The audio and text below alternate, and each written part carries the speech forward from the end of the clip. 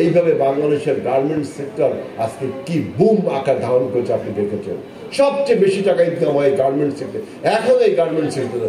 অর্থাৎ জিয়াউর রহমান বলছিলেন Nikita Khrushchev, আমি যা বলি আমি তাই করি, আমার অঙ্গীকার হাফা গুলির মতো নয়। এবং আজকে দেখেন আমাদের যে সেকেন্ড হাইয়েস্ট যে বৈদেশিক বাণিজ্যের আয় স্টিল নাও এখন পর্যন্ত, সেই প্রেসিডেন্ট জিয়াউর রহমান কবে মারা গেছেন, তার যে ফসল, তার যে ফলাফল কাজে এখনো আমরা বাংলাদেশের সমস্ত জনগণ উপভোগ করছি। আমাদের সেকেন্ড বৈদেশিক আয় উৎপাদন হয় কোথার থেকে? আপনার জনসংখ্যা রপ্তানি, ফরেন রেমিটেন্স, যেটা আমাদের যে প্রবাসী ভাইয়েরা বাইরে থাকে তারা যে টাকা আমাদের মা বাবা ভাই বোনদের কাছে, বন্ধু বান্ধবের কাছে যে ডলার, যে পাউন্ড, যে ইউরো পাঠায়, এইগুলো হলো আমাদের রেমিটেন্স, এইগুলো হলো আমাদের বৈদেশিক মুদ্রা। এই টাকা হলো আমাদের সেকেন্ড বিদেশি আয়ের সোর্স। এই যে বিদেশে যে মানুষ যেতে পারে, সেখানে কর্মসংস্থান করতে পারে। আগে মানুষ যেত পালিয়ে, আগে মানুষ যেত অনেক সংগ্রাম করে। আপনারা, আমি এরকম অনেক গল্প শুনেছি যে প্রেসিডেন্ট জিয়াউর রহমানের আগের জামানায় যারা বিদেশে যেত, আমি যখন বিদেশে যাই তখন এই গল্পগুলো শুনি যে কত কষ্ট করে যেতে হতো, অবৈধভাবে অন্যায়ভাবে যেত, সেখানে সংগ্রাম করতে হতো। প্রেসিডেন্ট জিয়াউর রহমান মধ্যপ্রাচ্যের দেশগুলোতে প্রথম নেগোসিয়েশন করলেন যে আমাদের দেশ থেকে দক্ষ এবং অদক্ষ দুই জনশক্তি দিতে হবে, এবং এই জন্য তিনি জনশক্তি অধিদপ্তর তখন তিনি খুলেছিলেন এবং বাংলাদেশ থেকে প্রথম তিনি ৬,০০০ কর্মী পাঠালেন বৈধ উপায়ে কুয়েতে। এবং আপনার সৌদি আরব, আরব আমিরাত, বাহরাইন, এইসব অঞ্চলে এই যে সমস্ত আপনি বিল্ডিংগুলো দেখেন তৎকালীন আমলে, এইসব বিল্ডিংগুলো তৈরি করবার জন্য প্রেসিডেন্ট জিয়াউর রহমান এদেশের রাজমিস্ত্রিদেরকেও সেখানে পাঠিয়েছেন এই ভেবে যাওয়া। এবং আরেকটা হচ্ছে বড় জিনিস যে আপনার এখন যেটা বলা হয় যে ব্রেন ড্রেন, অর্থাৎ আমাদের মেধাবী সন্তানদেরকে ওই দেশে যারা চলে যায় তারা আর আসে না, অর্থাৎ আমাদের ব্রেনটাকে আমরা ড্রেন করে দিচ্ছি। প্রেসিডেন্ট জিয়াউর রহমান প্রথম বাংলাদেশের ছেলেরা, ছাত্ররা যাতে বাইরে যে আপনার উচ্চশিক্ষা অর্জন করতে পারে এবং সেই উচ্চশিক্ষা করানোর জন্য যে টাকা, সেটা আমাদের সরকার তখন অত বড় লোক ছিল না, তখন ওই সব দেশ যাতে স্কলারশিপ দেয় আমাদের ছেলেদেরকে, এই ব্যবস্থাও তিনি সেই সব দেশে একদম রাষ্ট্রদূতের যে দায়িত্ব, সেই দায়িত্ব তিনি পালন করতেন। তিনি 24/7 কাজ করতেন প্রেসিডেন্ট জিয়াউর রহমান। প্রেসিডেন্ট জিয়াউর রহমানের এই যে কর্মময় জীবন, এই কর্মময় জীবনকে লক্ষ্য করে একজন বিখ্যাত ব্যক্তি বলেছিলেন যে every saint has a past, অর্থাৎ প্রত্যেক ভালো ব্যক্তি, সেন্ট মানে যাজক, যারা খ্রিস্টানরা জানেন, every saint has a past, অর্থাৎ তাকে সেন্টের সাথে তুলনা করছে প্রেসিডেন্ট জিয়াউর রহমানকে, একজন ইউরোপিয়ান ভদ্রলোক, তার একটা অতীত আছে। প্রেসিডেন্ট জিয়াউর রহমানের যে অতীত, সে অতীতটাকে নিয়েই কিন্তু আমরা এখনো বেঁচে আছি, তার সমস্ত কর্ম। সেজন্য একজন ইউরোপিয়ান আপনার রাজনৈতিক ভাষ্যকার বলছেন যে every saint has a past, পাশাপাশি বলছেন and every sinner has a future, একজন পাপী যদি কে হয়, যদি খারাপ লোক হয়, তার একটা ভবিষ্যৎ আছে। অর্থাৎ ভালো লোকের আছে পাস্ট আর খারাপ লোকের আছে ভবিষ্যৎ।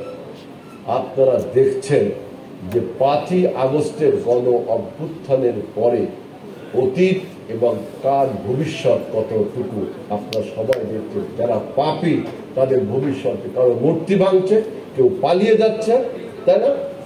আমাদের নেতার নাম আপনারা জিয়া আন্তর্জাতিক বিমানবন্দর থেকে সাইনবোর্ড নামিয়ে ফেলেছিলেন, কিন্তু আমাদের অন্তর থেকে, জনগণের অন্তর থেকে জিয়াউর রহমানের নাম মুছে ফেলতে পেরেছিলেন।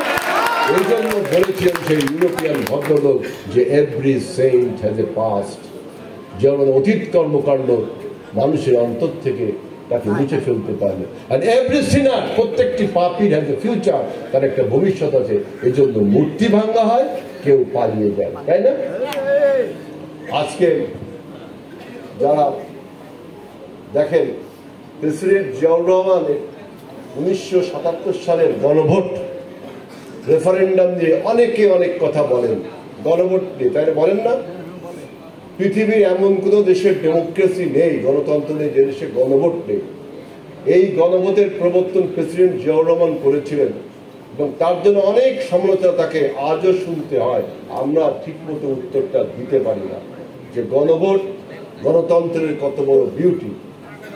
আজকের সরকার এসে এই বর্তমান যে অন্তর্বর্তীকালীন সরকার এসে আমাদের 31 দফায় গণভোট রয়েছে, প্রেসিডেন্ট জিয়াউর রহমানের প্রবর্তিত গণভোটকে এখন ইন্ট্রোডিউস করতে হচ্ছে সংবিধানে। অর্থাৎ প্রেসিডেন্ট জিয়াউর রহমান 1977 সালে যা চিন্তা করেছেন, আজকে আপনি এসে তাই চিন্তা করছেন। অর্থাৎ প্রেসিডেন্ট জিয়াউর রহমান তার থিঙ্কিং হাইট থেকে আমরা কত পিছিয়ে রয়েছি সে দেখে আমি, অনেকে বলেন যে গণভোট, রেফারেন্ডাম, আপনি একটা মতামত, আপনি একটা আইন পাশ করবেন দেশে, এই জন্য অনেক বিতর্ক তৈরি হচ্ছে। ঠিক আছে, বিতর্ক দরকার নেই, জনগণ যেহেতু জনগণের ক্ষমতার মালিক, জনগণ কি বলে, জনগণের কাছে ভোট।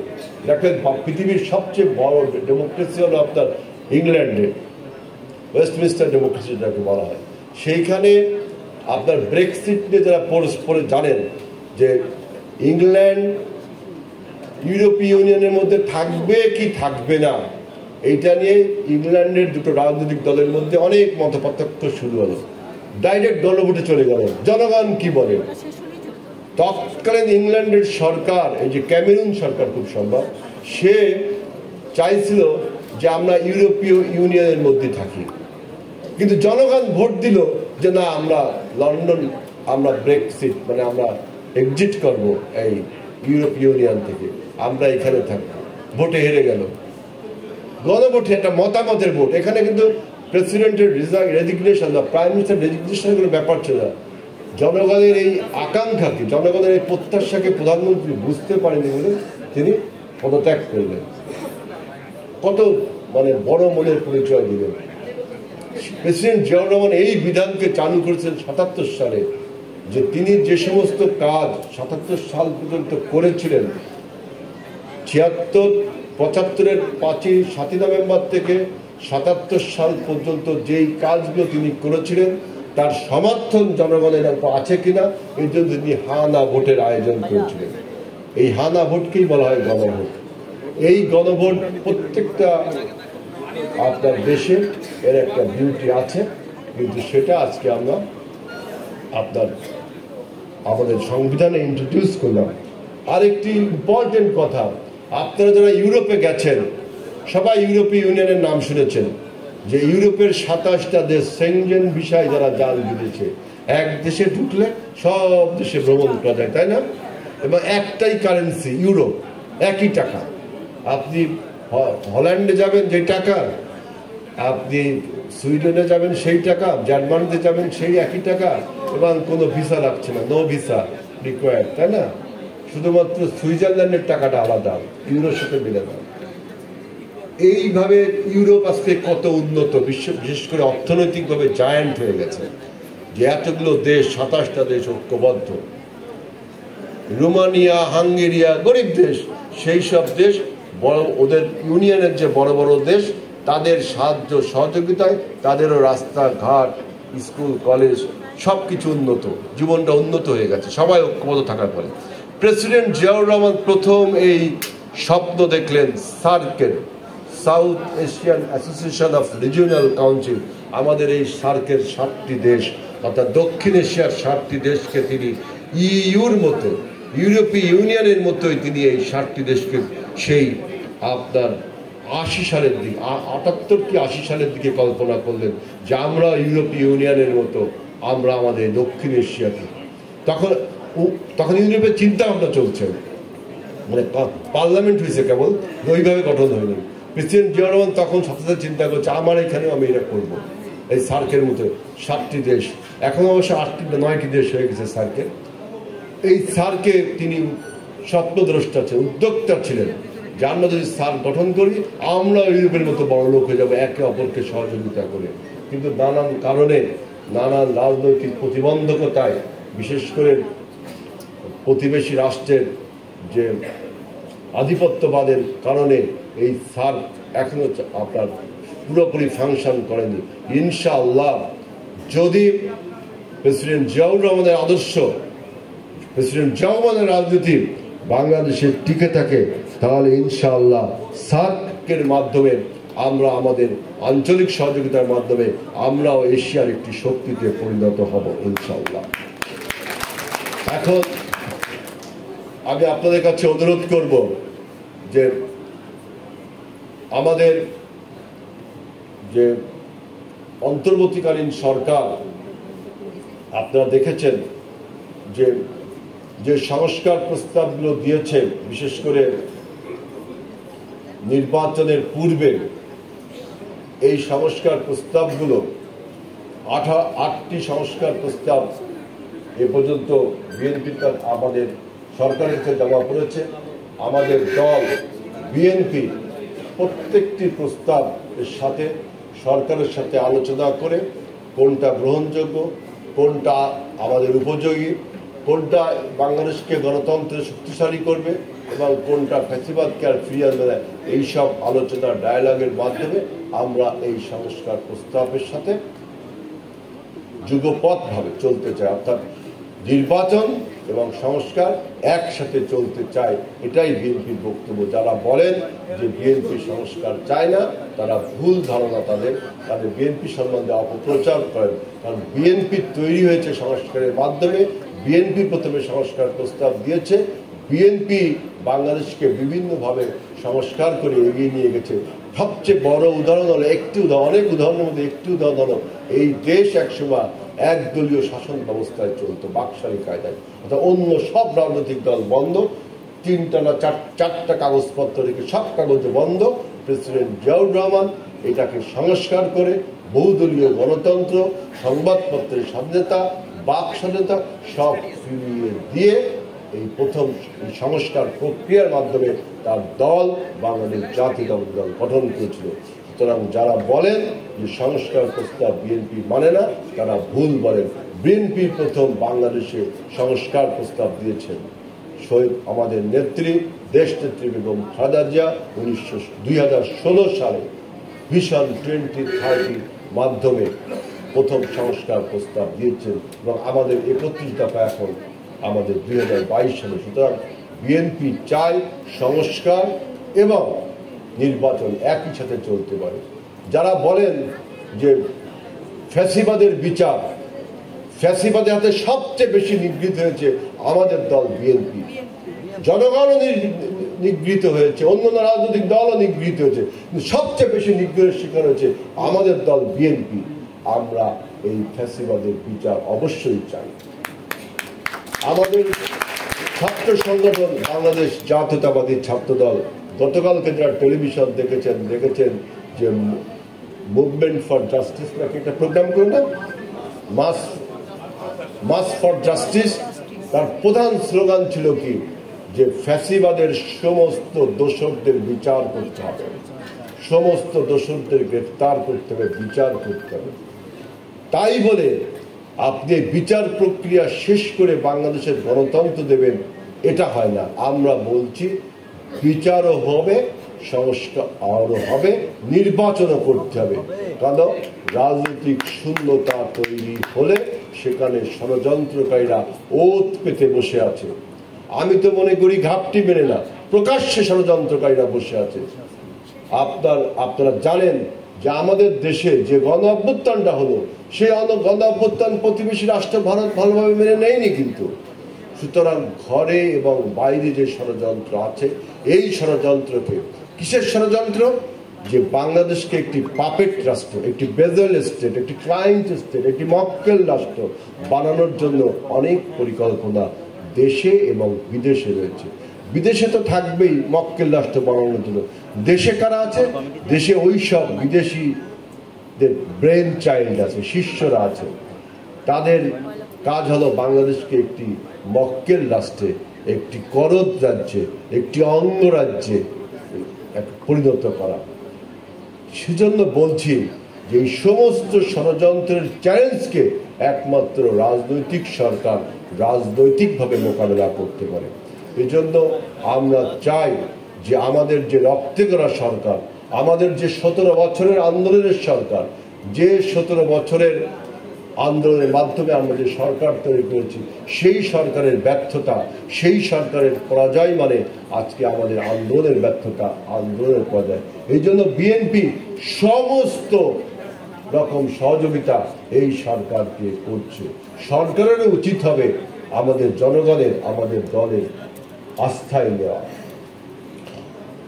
আজকে দেখেন যে ইউনিটির কথা বলা হয়, ঐক্যের কথা বলা হয়, আমরাই প্রথম দল যারা জনগণকে একটা ঐক্যের গঠন করবার জন্য ডাক দিয়েছিলাম। 2008 সালে যখন স্বৈরাচার এদেশে স্থাপিত হয় শেখ হাসিনা, তখন আমরা জনগণকে ঐক্যবদ্ধের জন্য ডাক দিয়েছি। 2012 সালে ডাক দিয়েছি, 2018 সালে ডাক দিয়েছি, 2024 সালে সর্বশেষ ডাকে সবাই যখন আসলেন তখন কিন্তু এই হাসিনা বিতাড়িত হলো। এখন যারা বলেন যে আমাদের ছাত্র ভাইরা, যে বীর যোদ্ধারা, যে অসীম সাহসিকতা নিয়ে গুলির মুখে বুক চিতে দাঁড়িয়ে আমাদের এই আন্দোলনের উপসংহার টানলেন, তাদেরকে এবং 17 বছরের আন্দোলনকে বিভক্তি করেন কিভাবে? দেখেন যে 34 দিনের আন্দোলন না 17 বছরের আন্দোলন। আমি অনেক টেলিভিশন বিতর্কিতে বলেছি, এইভাবে যে দ্বিপদী সমস্যা তৈরি করছেন, যে 17 বছরের অর্জনকে কেউ মিথ্যা বলছেন, আবার 34 দিনের আমাদের যে দুনিয়া কাঁপানো বাংলাদেশ 34 দিন, শেষ 36 দিন খুব সম্ভব, যেহেতু 5ই আগস্ট 36 দিন হবে, 36 দিনকে আলাদা করেন। তারা কিন্তু আমাদের ঐক্যের ফাটল ধরান, তারা কিন্তু ঐক্যের ফাটল ধরান। আপনারা কিছুদিন আগে দেখেছেন যে সিরিয়ায় যে আসাদ বাহিনী পালিয়ে গেল, তাই না? মাত্র 12 দিন, লাস্টের 12 দিনে যে যুদ্ধ হয়েছে, যে যুদ্ধের ফলে আসাদ বাহিনী পালিয়ে গেল।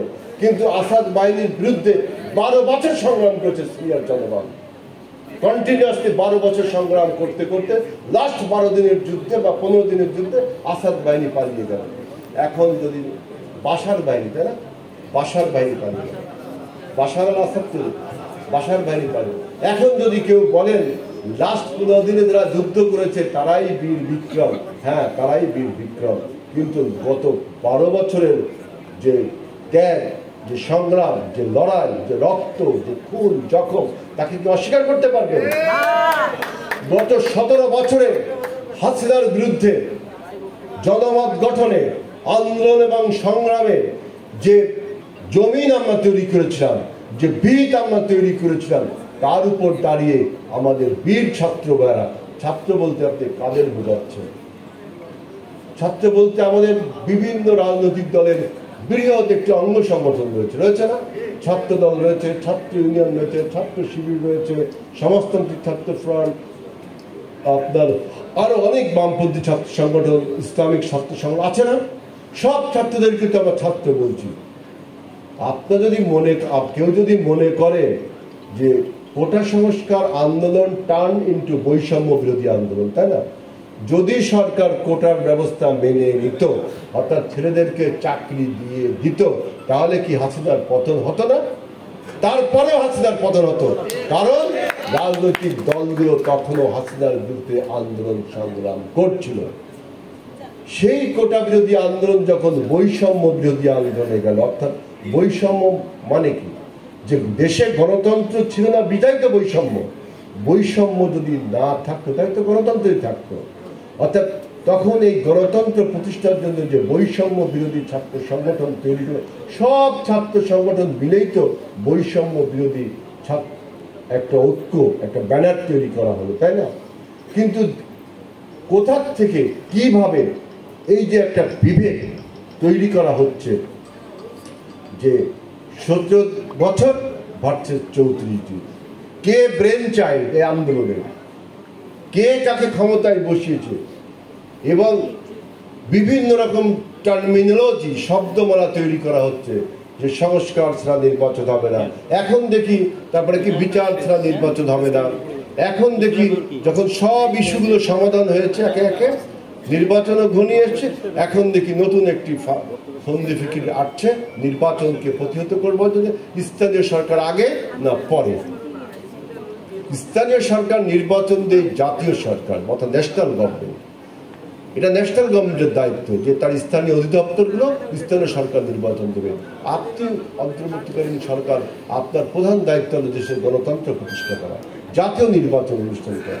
স্থানীয় সরকার নির্বাচনের যত লেয়ার, আপনার জেলা পরিষদ নির্বাচন, উপজেলা পরিষদ নির্বাচন, ইউনিয়ন পরিষদ নির্বাচন, এতগুলো নির্বাচন করার সক্ষমতা কি আপনার আছে? সেই পারফরমেন্স কি গত 5 বছর আমরা পেয়েছি? এটা একটা বিতর্ক। সেই পারফরমেন্স কি আমরা পেয়েছি?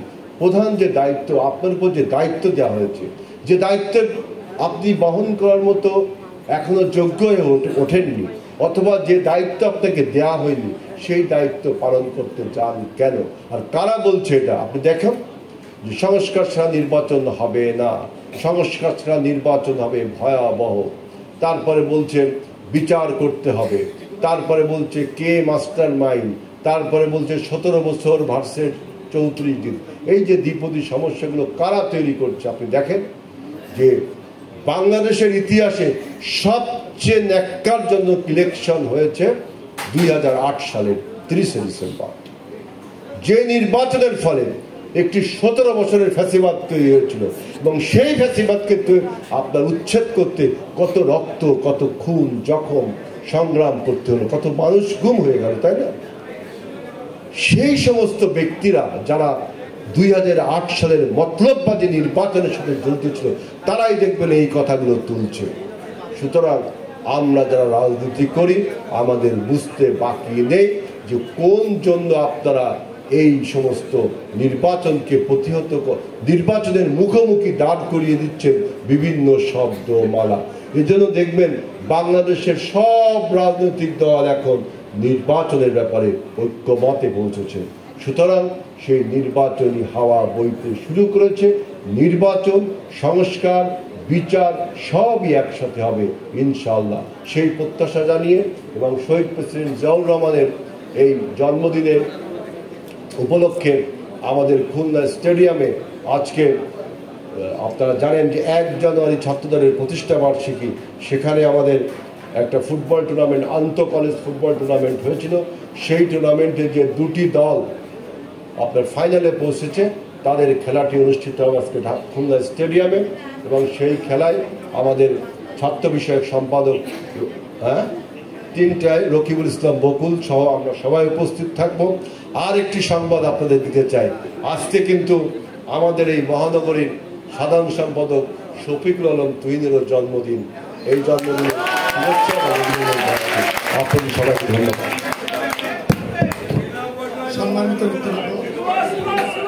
সম্মানিত নেতৃবৃন্দ, অনুষ্ঠানের সমাপনী এবং সভাপতির বক্তব্য রাখছেন খুলনা মহানগর বিএনপির সম্মানিত আহ্বায়ক, বিএনপির কেন্দ্রীয় নির্বাহী কমিটির সম্মানিত সদস্য, আমাদের প্রিয় অভিভাবক জনতা জনাব অ্যাডভোকেট SM শফিকুল আলম মানা।